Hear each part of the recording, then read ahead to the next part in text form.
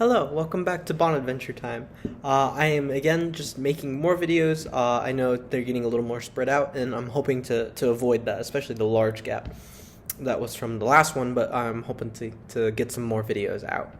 And the last discussion, I took a little bit of a different approach in doing philosophical reflections on evolution, and it seemed like it had some keen interest from y'all, so I was pleased to see that and to see that it opened up some larger discussion, which I invite, right, as philosophy, want to invite discussion and to contemplate these things more, especially these topics that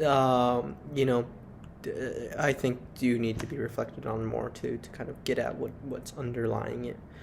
So today I don't want to go more into a general topic. I want to go back to what I was doing at the beginning of the channel when I was introducing just individual philosophers. And today I want to introduce some very special philosophers to me. I know I've mentioned a deep love for von Hildebrand, for St. Bonaventure. I even have a deep love for Scotus and Aquinas and Augustine, Edith Stein, of course. But today I want to introduce these special philosophers in the sense that they are amazing philosophers in their own right. They're amazing Catholic philosophers in their own right. And they're special just in the sense that I've had the privilege of studying under them. And so a lot of this video will just be introducing into their main ideas, not going terribly deep into the system of their thoughts. And I just want to introduce you to these fantastic philosophers who I think are some of the greatest philosophers alive today, and kind of give you an introduction if you want to explore their thought, to kind of give you a sort of introduction to get started in reading their thoughts. So two of these philosophers, I'll start with Josef Seifert. Josef Seifert is an incredible realist phenomenologist, very distinguished.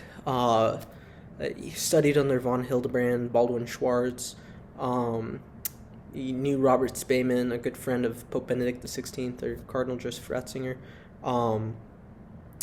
And what's unique about Josef Seifert is he is, as some have described him, and I certainly would describe him as this way, very diplomatic. He's on the one hand, he's incredibly convinced of phenomenology, realist phenomenology, as an authentic, valid method, especially within Catholic theology and Catholic philosophy.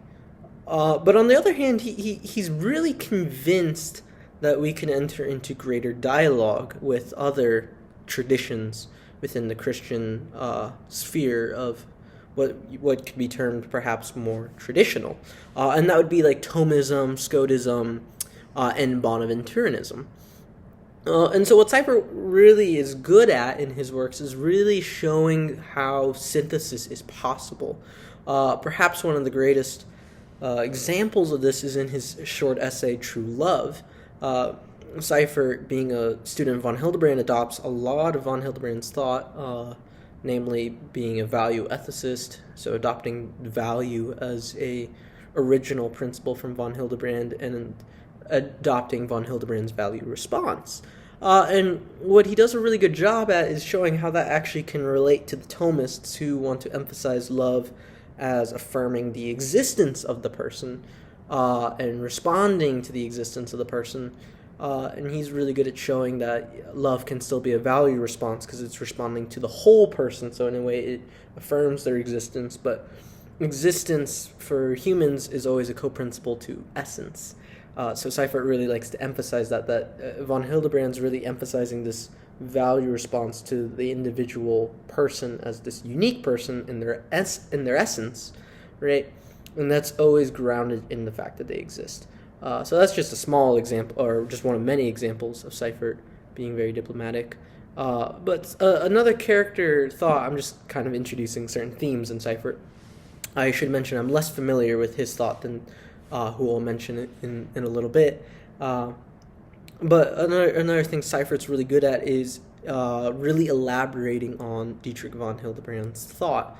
And what I mean by that is Seifert, being a true student, was critical of von Hildebrand and really tested out what von Hildebrand was, in many ways, bringing a revolution to a revolution in the best sense, in the sense he's bringing to light new things for philosophy. And Seifert really wanted to really critically assess that, to clarify what is being brought about with the introductions that von Hildebrand makes, and some of these things that he tests, right, is von Hildebrand would say that love is an affective response. And if you look at the nature of love by von Hildebrand, chapter 2, he goes ahead and starts that it's an affective response because it can't be a volitional response. And for Hildebrand, it's not just because feelings such as love can't be produced by the will, but he has a very interesting definition of the will. Von Hildebrand would say that the will brings about a state of affairs that has not yet been realized, and it has to engage the body. So what simply that means is that von Hildebrand thinks that for a volitional act to be volitional, to be a response volitionally, it has to engage the body, and it has to bring about a situation that is not yet realized.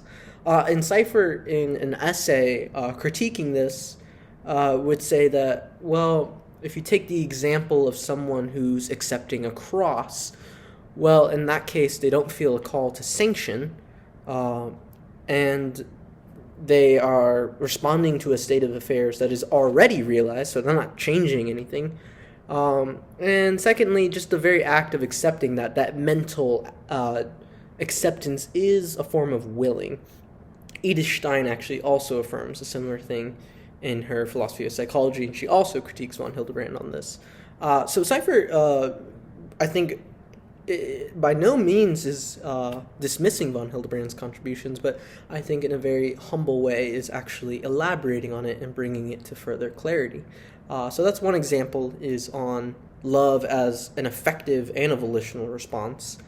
But he would also hold that it is an affective response, that there is something that doesn't mean the heart has now to become reducible to the will. He thinks that's a grave mistake, as I do as well. But it just simply means that the heart has a certain dependency on the will when you don't feel a call to sanction. Right? When you're accepting a cross, you don't necessarily feel the call to sanction, but you certainly just accept it, and that is its own form of an affective and volitional response, so to speak. So that's just one example of Seifert. Another example that Seifert's really good at is showing that co-motivation in moral action is possible. And what I mean by that is von Hildebrand would say that for a moral action to be morally good, it has to be purely a value response.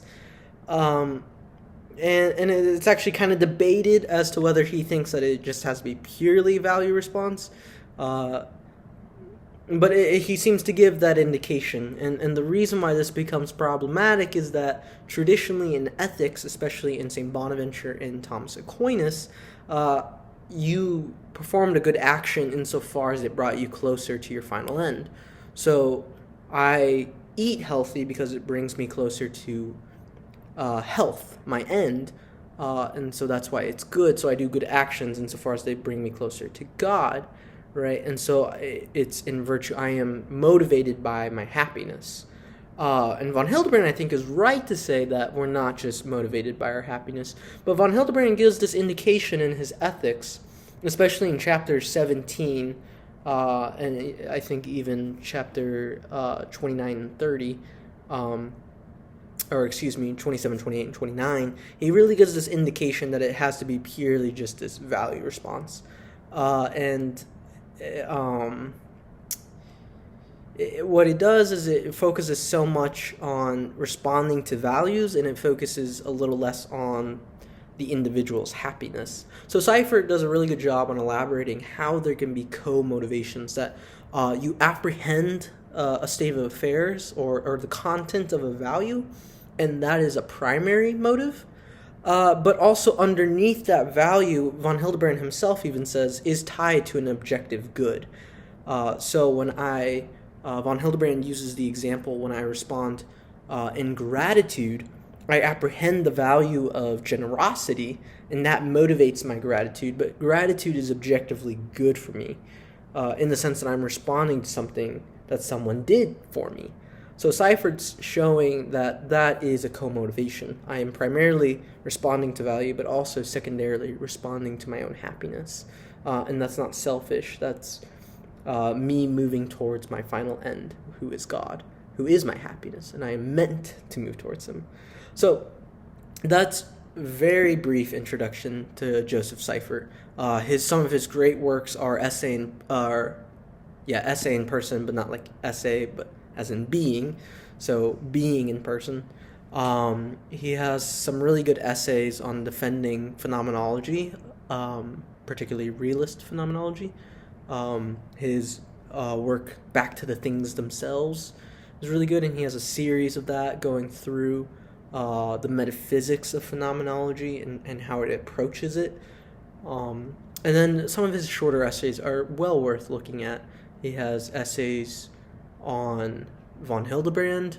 He has an essay, True Love, that I mentioned earlier, and he has an essay, The Moral Action, what is it and how is it motivated?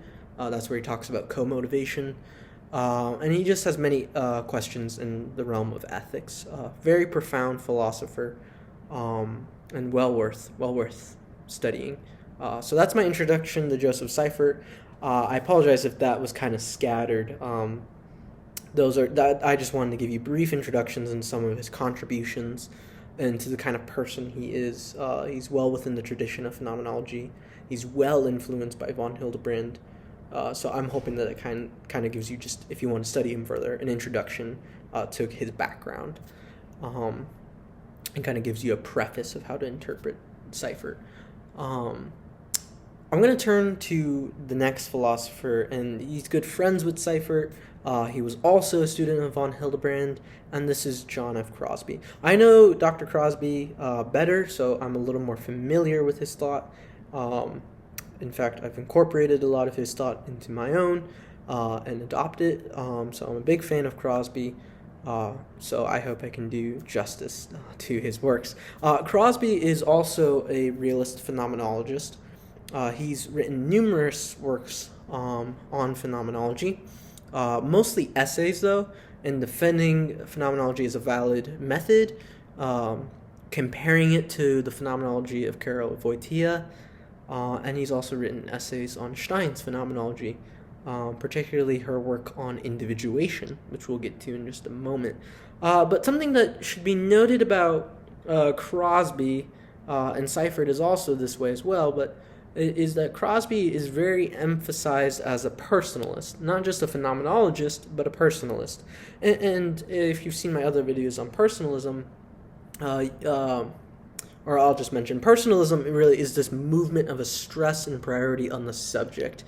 It's not turning to relativism. It wants to look at the interiority of man. So it wants to look at what Kierkegaard would say, the subjectivity of man, that like innermost part of the person, and stressing that. And Crosby has done phenomenal works on this. This is where he's going to be most known for his works, the Personalist Papers, the Personalism of John Henry Newman, the Personalism of John Paul II, and perhaps his most famous work, The Selfhood of the Human Person. And so this is really where I want to take it with Crosby. He has great works in phenomenology, great works in expanding von Hildebrand, but I really want to take it to his personalism because he makes a really original contributions that I think are invaluable. Because with von Hildebrand, you get a very interesting take in chapter 9 of The Nature of Love, where he talks about something in German called Eigenleben, which could literally translate to something of one's own life. Crosby translates it as subjectivity. And von Hildebrand doesn't really define it much further other than just saying we have to respect this sort of uniqueness to the person. And Crosby does a really good job at expanding upon this on people as unrepeatable, that he follows Stein in saying that there are individual essences, that I am my own person and I am unlike that person. Of course, I have a general essence, and that ties me to humanity, and there's a sort of communicability between us by which we can form a community, but I am also my own person. and this is not foreign, again, as I said, he takes a lot from Stein. This is not foreign to the video I made on Stein on what she calls the Wesenkern, or just simply the kern, the core. But something that's unique about Dr. Crosby is his work on incommunicability. So I have with me right now the Selfhood of the Human Person. And I highly recommend just the read of it all, but probably what's most original in this work is Chapter 2 on incommunicability. And what incommunicability means is I am one's own being. I am, so to speak, the master of myself. I am the master of my actions, right? I can only perform my actions. No other can perform my actions for me. And he makes a very interesting distinction that doesn't really show up anywhere else other than really Edith Stein, but not in these terms. And so I'll just read one quick passage from Crosby. He says, "It follows furthermore that incommunicability expresses individual being by means of an antithesis to what is general or universal. Unrepeatable, by contrast, expresses individual being by means of a certain antithesis to other individual beings of the same kind. Though we sometimes use these terms interchangeably, there is in fact this distinction between them." And that might sound rather obvious, but what he's trying to get at is mostly in the discussion of the person as this particular person. We say they are incommunicabilities, right? They are their one's own being. But what he's showing is that actually that puts it into a general notion. Everyone has. When you refer to someone's incommunicability is communicable in the sense. It refers to the generality of the person being their one's own being. But when you turn to the term unrepeatable really hits into the person as this particular person. And so he does great work in expanding upon that throughout the rest of the book of really focusing more on unrepeatability versus just incommunicability, which is something that really was not seen in the history of philosophy up until Crosby taking off of certainly von Hildebrand's Eigenleben. You don't really get that as much in the Selfhood of the Human Person, but he would love to lecture on that. But he also notes Stein in one of his essays, and he's given a couple lectures on Stein's individuation and kind of further elaborating on that. And so that's really the kind of the core of what Crosby works on is personalism, is individual persons as unique, unrepeatable beings. And he does great works because it offers rather probing questions in the realm of ethics, in the realm of bioethics, especially with embryos as being human persons or not. And Crosby does a really good job defending embryos as human beings. And that very topic merits its own video. Perhaps I might make it soon. But one last thing I want to mention from Crosby that I don't want to overlook is that a lot of Crosby's philosophy, as I said, as it's dealing with this incommunicability, or more so unrepeatability, is he's showing that we respond to things that unrepeatability, individuation, is different for different objects. And this is something that I think is really fascinating, is that Crosby would hold that Duns Scotus's hexaity, that is a thisness. Duns Scotus thought everything had its own thisness. And one of Crosby's critiques of Duns Scotus's thisness is that it makes everything individuated for the same reason. He would apply the same critique to the Thomistic principle that matter's individuating, because one, matter is a general term, so you're individuating the person on a term, something that is general or a universal, so it's not a particular, so that already kind of defeats the idea of unrepeatability. But even then, it makes everything individuated for the same reason. And what Crosby notes is that he uses the example of a newspaper. A newspaper is, in fact, individuated by its matter. But it's incommunicable insofar as it is this content versus that content on this page. But you don't choose a newspaper based off of its incommunicability. And what I mean by that is it doesn't matter which newspaper, if you have the same copy, which one you choose, you'd actually desire the newspaper for what is in fact communicable. That is, the content within the newspaper. So you don't desire a newspaper because it's that newspaper or it is this particular newspaper. What you desire in the newspaper is something communicable. By contrast, Crosby would say we desire, in the case of romantic love, we desire the uniqueness of the person. It actually does in fact matter if it is this person or that particular person. It is not their communicability that we are primarily desiring. It is in fact their unrepeatability that we desire as this particular person. And in that way, Crosby defends what von Hildebrand would defend, and that is the subjective choice of choosing one another is actually what makes marriage profoundly beautiful. It is not this general universal communicability, but it's actually the subjective incommunicability or unrepeatability that really makes love and community something far more profound. So I'll end with that with Crosby. That's just a very introduction into Crosby's thought. I am very intrigued with Crosby's thought. I adopt a lot of it because I love to research individuation, philosophy of love, particularly within the spheres of the phenomenologists. So in that way, I love and respect both Seifert and Crosby. But Crosby talks a little bit more about individuation, and in that I think he's highly intriguing. So that's my introduction to Seifert and Crosby.